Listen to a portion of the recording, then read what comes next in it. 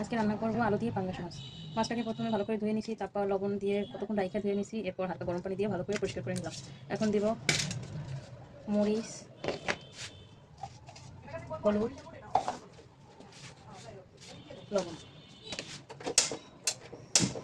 এখন ভালো করে মাখিয়ে কড়া করে এটাকে ভাজে নেব।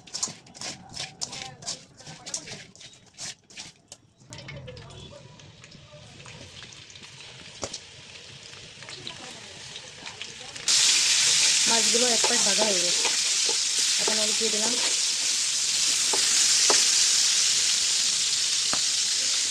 মাছ ভুনা করার জন্য প্রথমে দিয়ে দিলাম ওল, তারপর পেঁয়াজটাকে ভালো করে ভাজা ভাজা করে নেব।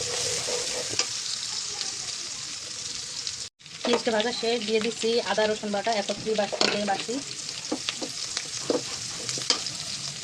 দিয়ে দিলাম পানি, জিরা ধনিয়ার গুঁড়া, হলুদ,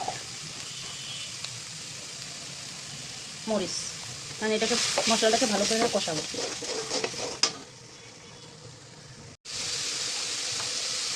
মশলা কষানো শেষ, দিয়ে দিচ্ছি কেটে ধুয়ে রাখা আলু আর সিম।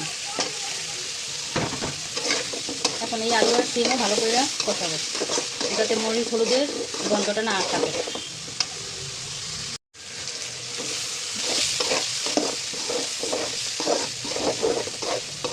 টমেটোটা যাতে আস্তে আস্তে থাকে এই জন্য আমি মশলা কষাবো পরে দিচ্ছি। এবার দিয়ে দিলাম পানি,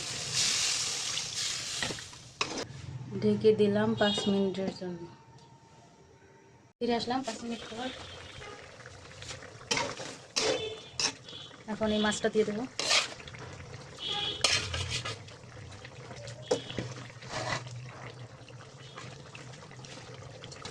আবারও ঢেকে দেবো।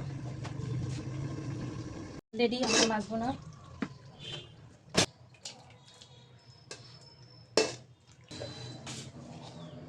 হালকা একটু ভাজা জিরে দিয়ে দিলাম।